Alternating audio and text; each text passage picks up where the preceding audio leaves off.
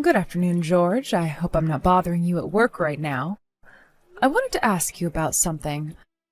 My daughter told me that the two of you were thinking about moving. Is that correct?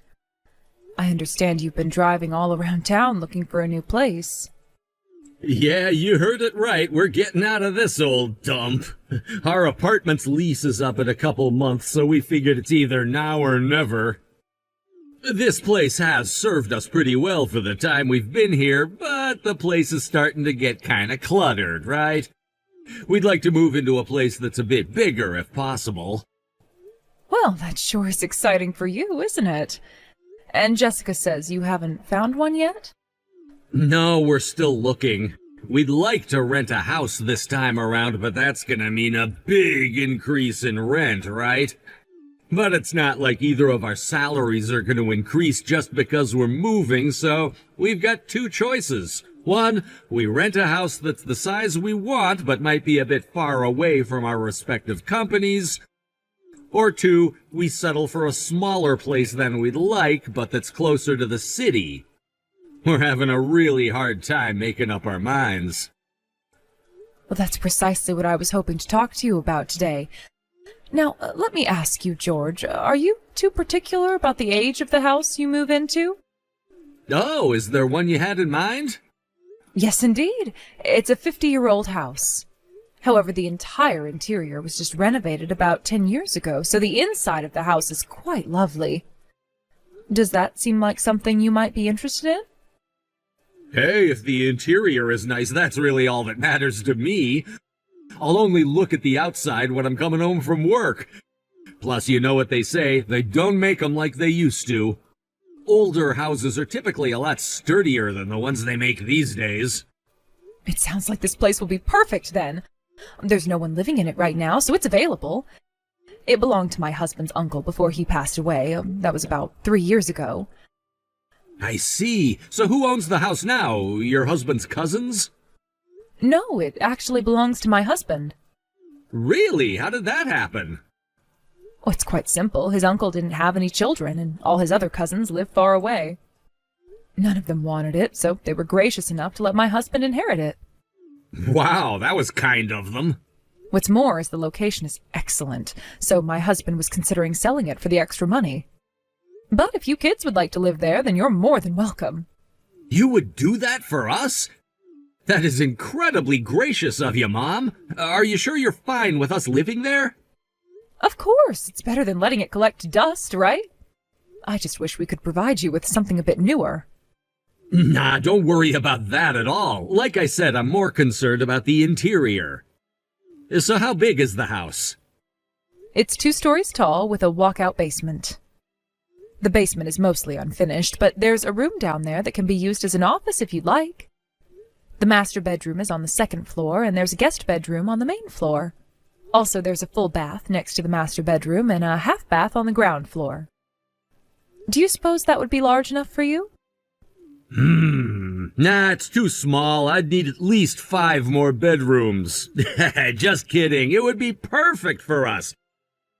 The extra space will come in handy once we start having kids, too. And I mean, I'm not one to look a gift horse in the mouth. We'd love to live there. I'm glad to hear it.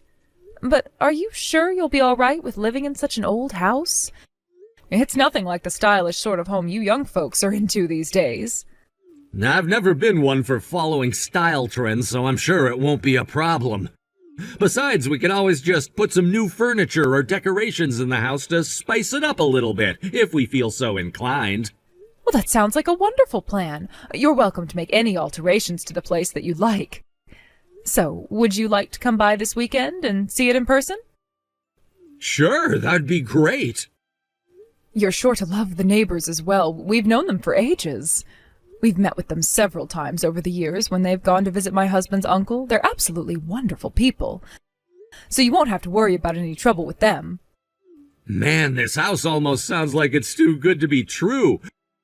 Oh, and I suppose we should get this out of the way. What would you like us to pay for rent? Our current budget for rent is $1,500. Is that enough? 1,500? Oh, don't be ridiculous. That's nowhere near enough. 3,000 a month, no less. Really? Of course not. Man, you had me going for a minute there, Mom. So really, how much should we pay you? You don't need to pay us a dime. What? No, I couldn't live there for free. I really would like to pay you something, even if it's just enough to cover property taxes. I mean it, dear. You don't need to pay us anything. You're doing us a favor. With you two living there, we won't have to worry about fires or break-ins. How about this? Rather than pay us for rent, you can simply take care of the house for us. Mow the grass, trim the hedges, that sort of thing. I still feel like that's not enough. You know how insane rent is getting these days, right? It would cost us way more than the $3,000 you jokingly said to rent a house that size. But if you say so, then I suppose I'll have to take you up on that offer. Don't worry, we'll take great care of the house. Thank you so much, dear. No, don't thank me, Mom. We're the ones who should be thanking you. You can't imagine how much of a help it'll be for us to not have to pay any rent. That's basically our single biggest expenditure as things stand. Well, then you can put the money that you've been paying in rent into savings from now on. That will come in handy in your future. You're absolutely right. We'll do our best not to take it for granted and be just as frugal as we've been.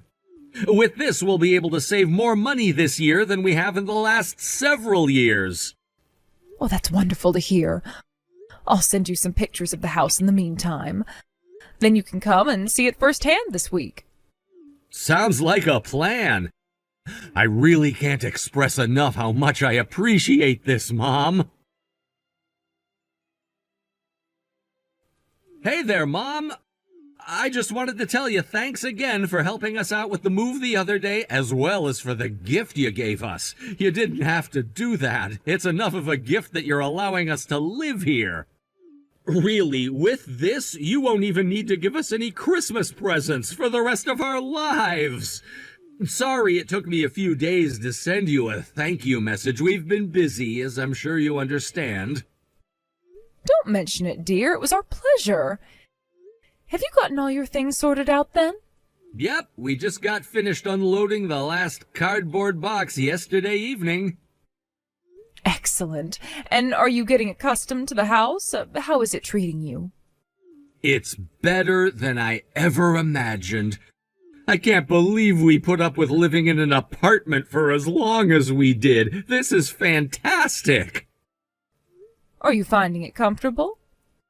Well, the age of the house still has me concerned. Everything about the house is great, Mom. It's like you said, the renovation was really well done. I especially love the full bath on the second floor. It even has a built-in jacuzzi. My husband's uncle had excellent taste, didn't he? Yeah, you can say that again. Oh, and thanks for giving me the idea about turning the basement room into an office. Oh, so you did take my idea then? That's wonderful. So you have your own office now? I know how often you work from home. Yeah, that's one of the wonderful things about running your own business. You end up taking work home with you just about every day. I've had to set up shop in the middle of our living room up until now, which Jessica wasn't a big fan of. Now I'll be able to get my work done more efficiently and without bothering my wife. I'm glad I could do my part to reduce friction between you two. Not that there was ever much friction to begin with. I love seeing how well you and my daughter get along, George. And a big part of that is thanks to you guys. Oh? Yeah, you and Dad have always been really generous to us with presents. You bought us our sofa, TV, microwave, and a few other things. And somehow you always managed to buy us something that we were planning to buy ourselves. That has saved us a lot of trouble and made our lives a lot easier. We really owe a lot to you. Oh, don't be silly, George. We've never bought you anything that extravagant. Be that as it may, you've done more for us than we could ever possibly repay. And that was even before you allowed us to live here. We never thought that we would have a house like this. Well, I guess technically we don't have it since it's in your husband's name. If you'd like, we would be more than willing to sign it over to you. But you'd rather live in a house you built for yourselves, wouldn't you? Actually, that sounds like it would be a wonderful idea. We could demolish that old house you're living in, give you the land, and let you build whatever house you'd like. My husband has been saying that if you two were ever to build a house, he would cover the down payment for you. You would do that for us? My gosh, Mom, stop giving us so much. The guilt is starting to get overwhelming. I've never met anyone as generous as you in my entire life. All we want in our life is to see our daughter and the man she chose to be her husband become as happy as possible. We're glad to do whatever we can to make that happen. Good evening, George. I hope I'm not disturbing the two of you by texting this late. Are you going out to dinner or something? Hey, Mom. No, I'm out of the house right now, but Jessica should be at home. Why do you ask? She's at home, is she? Oh, that's strange.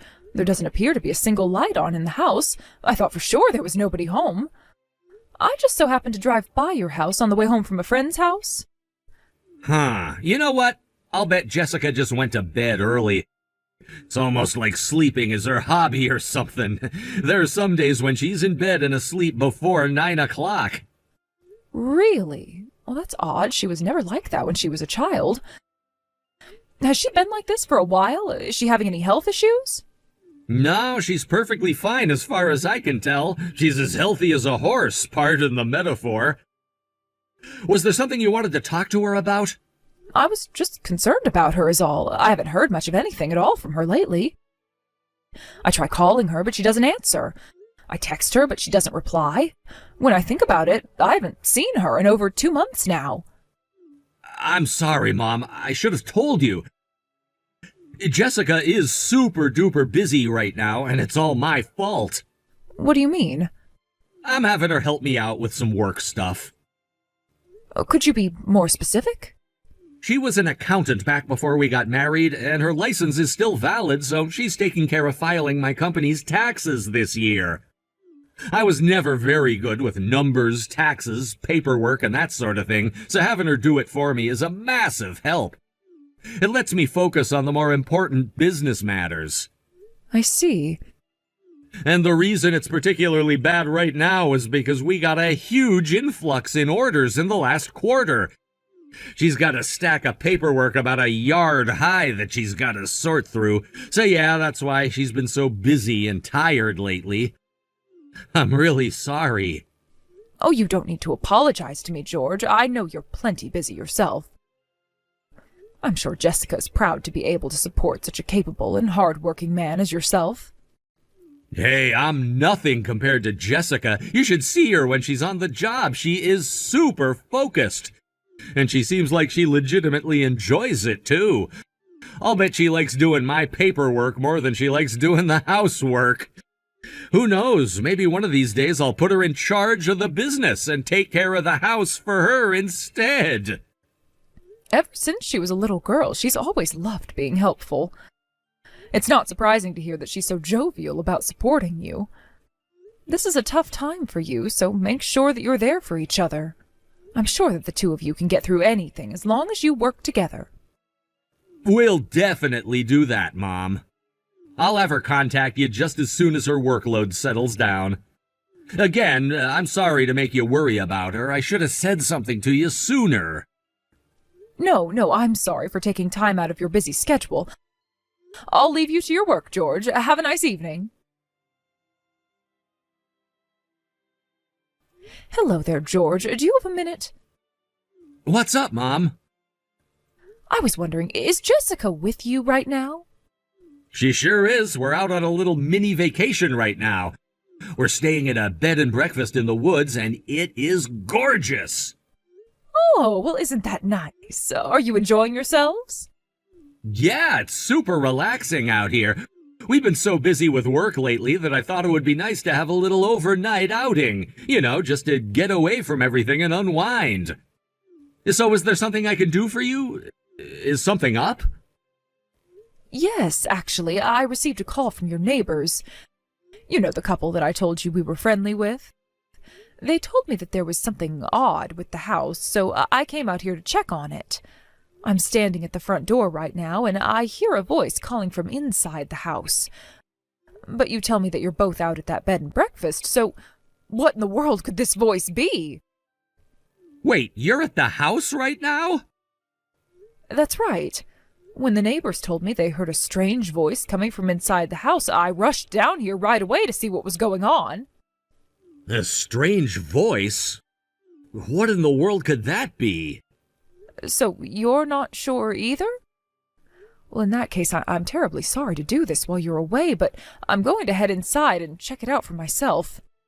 I brought my spare key with me, so I'll get to the bottom of this. Wait, Mom, do not go inside the house. George, what's the matter? It's too dangerous for you to go alone. You have no idea what's in there. It could be a burglar. Oh, you're absolutely right. What was I thinking? I'll call the police and have them come in with me. No, you don't need to do that.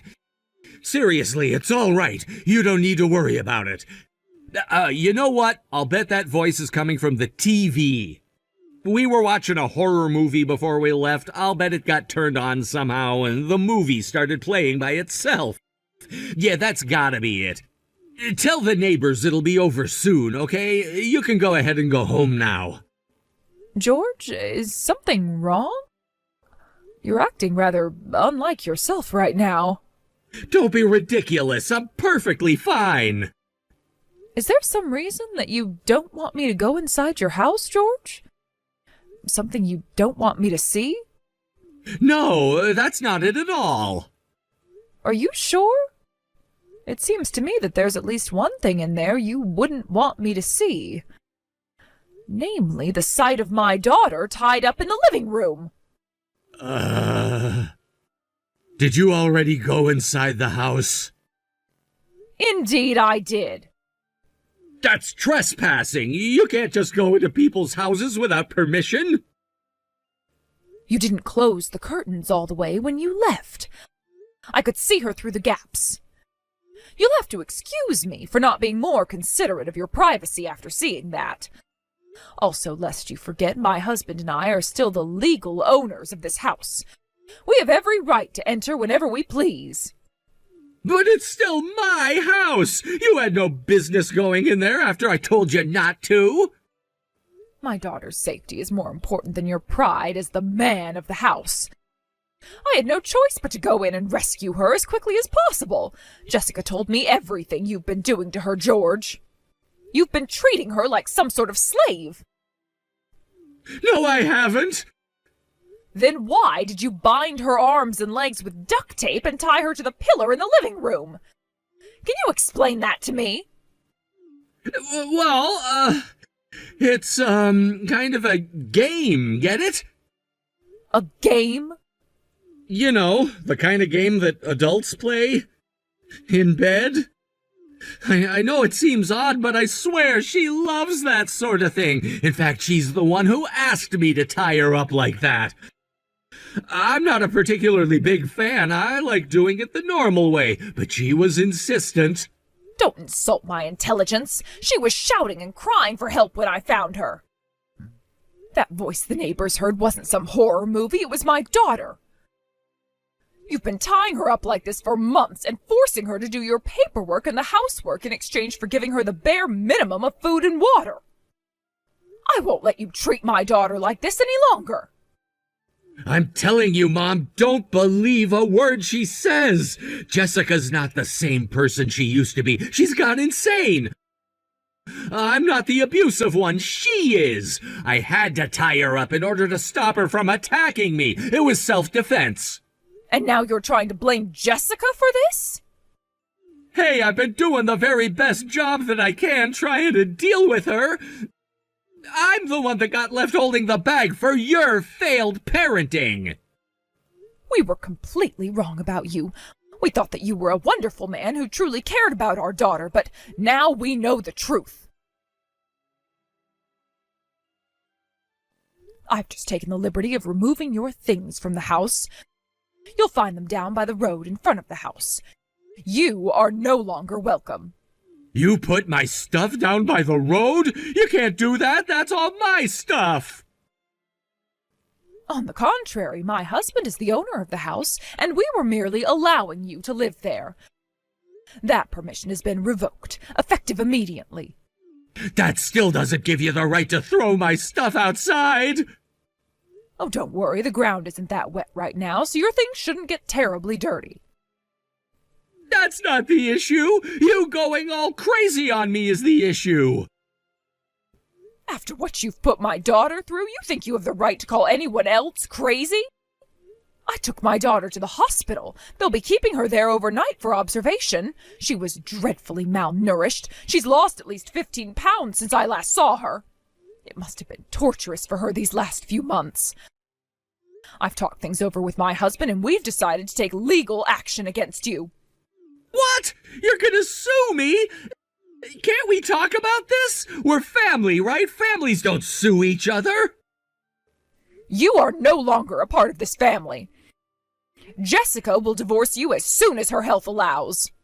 You can't make her do that. I don't have to. She wants to divorce you. Well, I'll never consent. Once again, you don't need to. Our attorney will take care of you. My husband has been talking to him about the case while I've been taking care of my daughter and disposing of your things. We won't be pulling our punches, George. You should know by now that we will spare no expense when it comes to protecting our daughter's happiness. Please, you don't have to do this. All I was trying to do was teach her some discipline. It wasn't torture or punishment or slavery or anything like that. Discipline? Oh, you can't be serious. This is what you call discipline? Exactly what about Jessica was undisciplined, Can you tell me that? Oh, I'll tell you all about it. That girl is rebellious like you wouldn't believe. This was the only way I could get her to stay in line. Goodness, George, is English not your strong suit? Asking you to reduce the amount of work you were forcing her to do is not rebellious. Jessica told me everything. Once she started complaining about having too much work, you started threatening her with violence. What? That's not true. I wasn't threatening her. Sure, maybe I lost my temper and yelled at her a bit, but is that such a crime? Yelling? No, that is not a crime. Threatening her with violence, restraining her against her will, denying her food and water, those are all serious, serious crimes. All she did was push back against your outrageous expectations of her, and you bound her hands and feet for that? I told you I had to. She was trying to run away. This was the only way to make sure she stayed in the house. Yes, you couldn't have her running away, could you? That would have foiled your plan to use her as your slave for the rest of her life.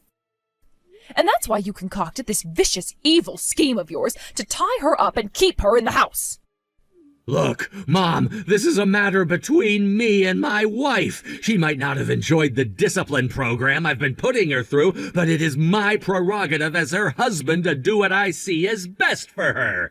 And that's what I did. There was never any malicious intent. I was trying to help her.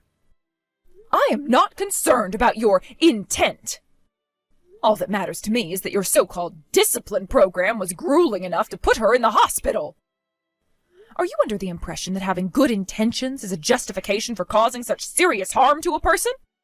Let's see how far that excuse will take you in a court of law. Okay, how about a compromise? You drop your lawsuit and get Jessica to stay married to me and not press charges. In return, I'll ease up on the discipline. How's that sound? I swear this time I'll get things right and we'll become the happy family we've always wanted to be. No family that you're a part of will ever be happy, George. Now stop this foolishness and divorce my daughter without putting up a fuss. I'm not sure if you're aware, but the deepest circle of hell is reserved for those who betray their benefactors. We've been nothing but generous to you, and this is how you repay us? By tormenting our daughter? The time has come for you to go through our discipline program, George. I think you'll find it much harsher than yours. Thanks to the excellent work of my husband's attorney, we were able to make the divorce happen without Jessica ever having to come face to face with George. We settled our civil suit against George with a 6-figure lump sum payment to Jessica to avoid a lengthy and emotionally painful trial. George's legal troubles weren't over yet. He went on to face a criminal kidnapping charge for which he was found guilty and sentenced to 6 months in prison. After he got out, he attempted to get his business back up and running, but without my daughter there to do the heavy lifting, it soon went bankrupt. He tried to find employment with some of the clients who had been loyal to his company over the years, but word had gotten around about his crimes. Having become jobless, penniless, and friendless, George added a 4th less to his name, homeless. It's my understanding that he's now staying in a homeless shelter in the downtown area most of the time. We debated what to do with the house they lived in and eventually decided that the best thing for us would be to sell it. There were too many bad memories in there to use it anymore. As for my daughter Jessica, she was released after a few days in the hospital and moved back into our house. Her first order of business was being able to eat normally again. Once she was able to do that, she started recovering quickly. Within just 3 months, she was already back up to a healthy body weight and started looking for work as an accountant again. One of her old schoolmates, a fine young gentleman, has been stopping by the house quite often lately to check up on her. He came to me the other day to ask if he thought it would be appropriate to ask her out on a date, to which I gave my full blessing. I've known him and his parents ever since he was a little boy. I can rest assured that he'll be an excellent companion for Jessica.